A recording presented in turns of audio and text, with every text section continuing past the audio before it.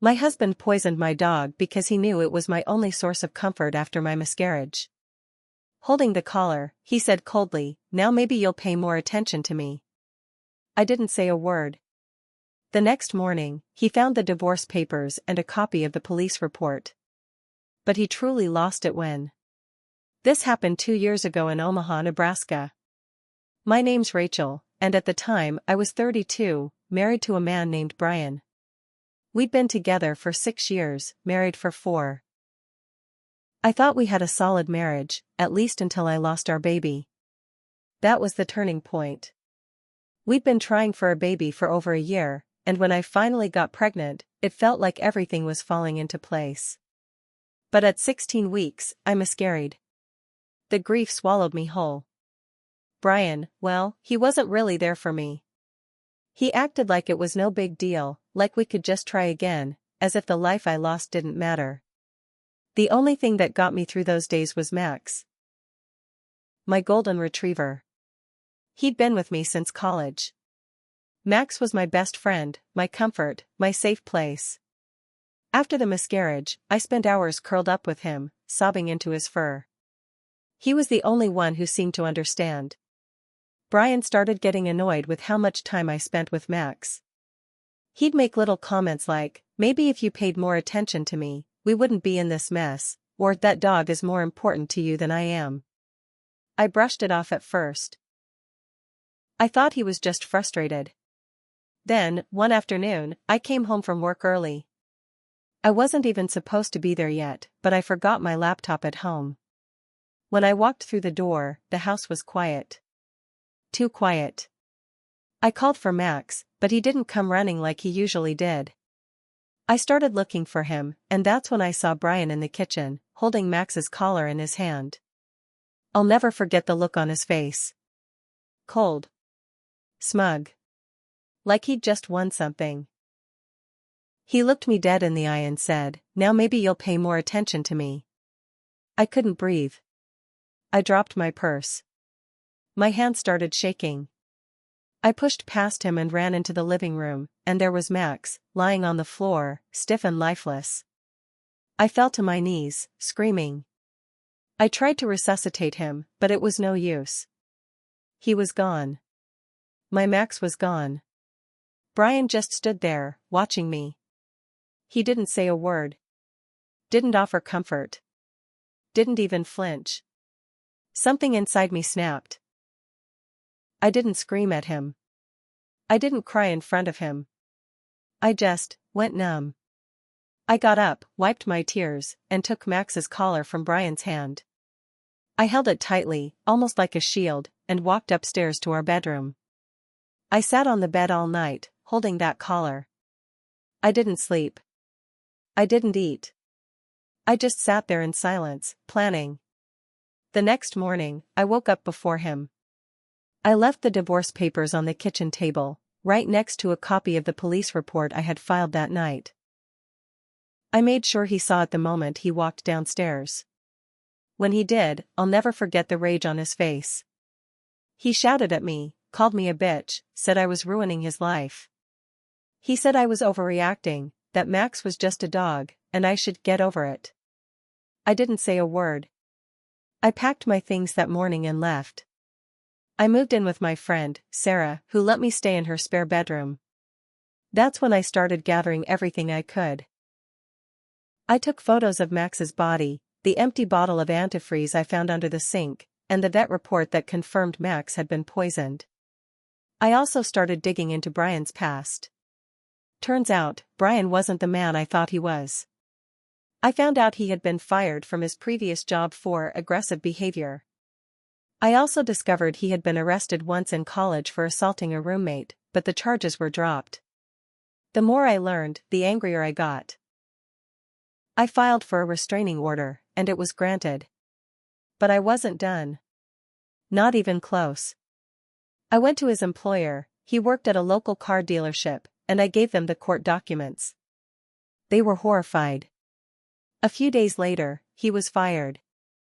Then I reached out to his family. I told his parents what he had done, showed them the vet report, the police report, everything. They were devastated. His mother cried on the phone and told me she didn't raise him to be like that. His father was disgusted.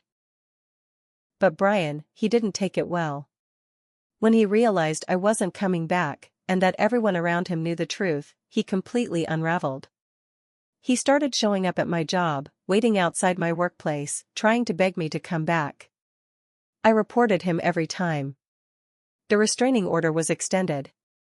He lost his friends too. Once word got around, nobody wanted to be associated with him.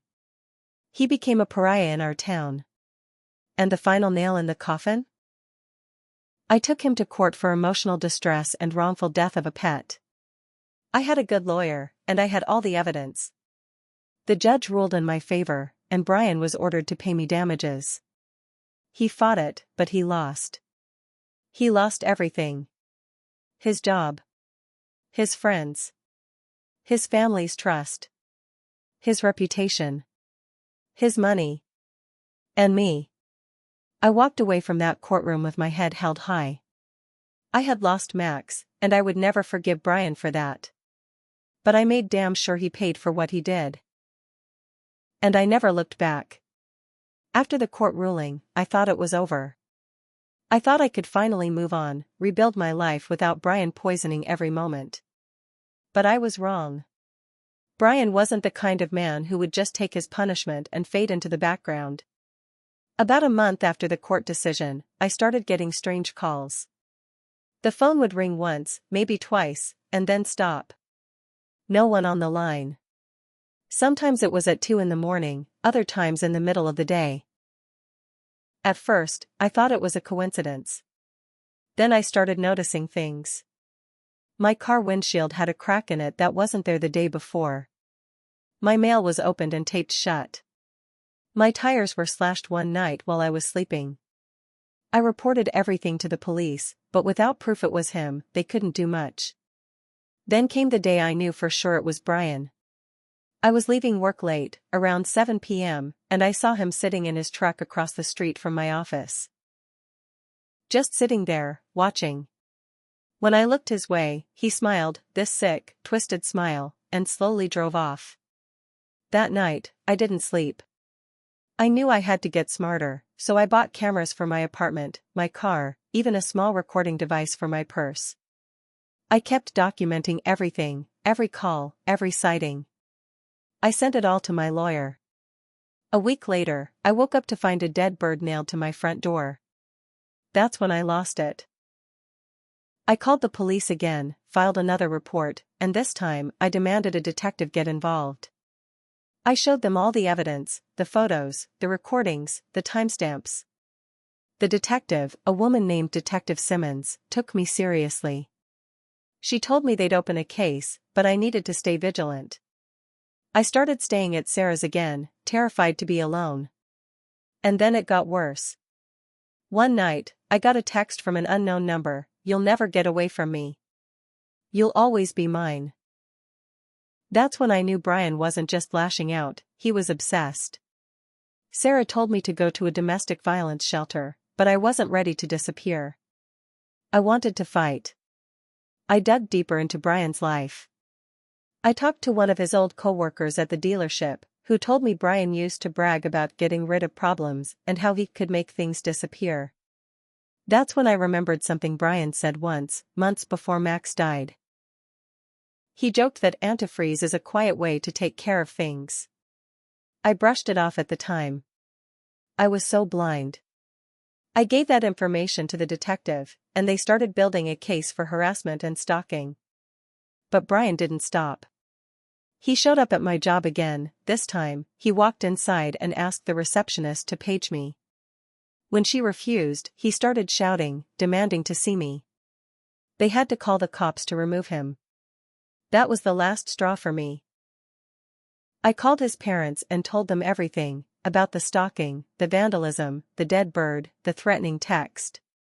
His dad was horrified. His mom cried and begged me to stay safe. A few days later, I got a message from his dad, "We're cutting him off. He's not welcome here anymore." Brian's family kicked him out. He lost his apartment, couldn't pay rent. And then it all came crashing down when Detective Simmons called me. "We're filing charges," she said. "We've got him." They had surveillance footage from a gas station where Brian bought the antifreeze, matched to the date Max died. They found receipts. They traced the dead bird to a pet store he frequented. They got phone records linking him to the threatening texts. They arrested him. When I heard the news, I felt like I could breathe for the first time in months. But it wasn't over yet. Brian was out on bail, waiting for trial. And that's when I decided I wasn't done. He wanted to destroy me? Fine. I was going to make sure he had nothing left. I contacted the local news station. I told them everything, what Brian did to Max, the stalking, the threats, the vandalism. I gave them all the police records, the court documents, the photos. They ran the story. Brian's face was all over the news, local man charged with animal cruelty, stalking, and domestic violence. His name was ruined. His old boss told me they were forwarding the story to every dealership in the state. He'd never sell cars again. Even people who didn't know me started sending me messages, support, encouragement, their own stories of abuse. I felt like I wasn't alone anymore. But Brian wasn't done trying. He called me from jail, begging, crying, promising to change. I didn't answer. And when the trial came, I was ready. I sat in that courtroom, staring straight at him, while the DA laid out every single thing he did. And he finally realized he wasn't getting away with it. The courtroom was packed. People from town filled the benches, some I recognized, others I didn't. It felt like everyone wanted to see how it would end. I sat at the front, right behind the prosecution table, gripping Max's collar in my hands. It was the only thing I brought. Brian sat at the defendant's table, looking like a shell of the man I once knew. His hair was messy, his eyes hollow, and he looked like he hadn't slept in weeks. Good. The trial lasted 3 full days. Day 1 was all about Max. The vet testified, explaining the poison, the suffering. Photos of Max were shown, his lifeless body, the chemical burns in his mouth, the empty antifreeze bottle they found in our garage. The DA hammered home the cruelty, the cold intent. Brian didn't flinch. He didn't even look at the photos. Day 2 was about the stalking and harassment. The detective took the stand, laying out every piece of evidence. The text messages, the surveillance footage of Brian buying antifreeze, the dead bird nailed to my door, the calls, the photos of my vandalized car. They even had the gas station clerk testify. He remembered Brian because he tried to pay in coins and made a creepy joke about getting rid of problems. Sarah testified too. She broke down in tears describing how scared I was, how I wouldn't sleep, how I jumped at every sound. When I took the stand, my hands were shaking. But I spoke. I told them about Max, the miscarriage, the grief, the way Brian seemed to enjoy watching me fall apart. I told them about the day he held Max's collar and said, "Now maybe you'll pay more attention to me." I looked right at Brian when I said that, and for the first time I saw something in his face. Not guilt, never guilt. It was fear. Day 3, Brian's defense tried to paint me as an emotional, unstable woman. They said I was exaggerating, that I was seeking attention. They even hinted that I might have poisoned Max myself to frame Brian. That's when the DA dropped the final bombshell. They had subpoenaed Brian's Google searches. Turns out, Brian had been searching for how to poison a dog without getting caught, signs of antifreeze poisoning in dogs, and can a dog's death be traced to owner. It was over. The jury deliberated for less than 4 hours. Guilty. On all counts. Animal cruelty. Stalking. Harassment. Violation of a protective order. Brian was sentenced to 5 years in prison, no chance of early release. 5 years behind bars. And a lifetime ban on owning animals. But that wasn't enough for me. After the trial, I filed a civil suit for emotional distress, pain and suffering, and property damage. the judge ruled in my favor. Brian was ordered to pay me $150,000. He didn't have it. He had to sell his truck, his remaining assets, and his parents refused to help him. He was broke. Homeless when he got out of prison. Alone. And the best part? I learned that after the trial, the animal rights groups in town put Brian's name on every local "do not adopt" list, every shelter, every pet store. His face was known everywhere. He couldn't even get a minimum wage job, nobody wanted him. His parents disowned him. His friends abandoned him. I heard through the grapevine that he ended up living in a halfway house, working odd jobs just to scrape by. Me? I started over.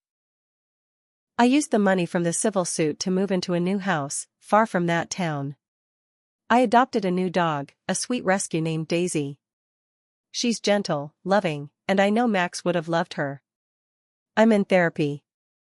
I'm healing. But I'll never forget. I'll never forget the sound of Brian's voice when he realized he lost.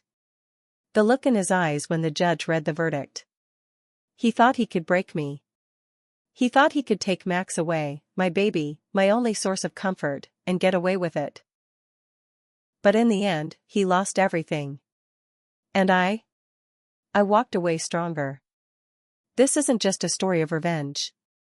It's a story of survival. Of taking back your power, no matter how broken you feel. Of standing up and making sure the ones who hurt you pay. Because they will pay. One way or another. They always do.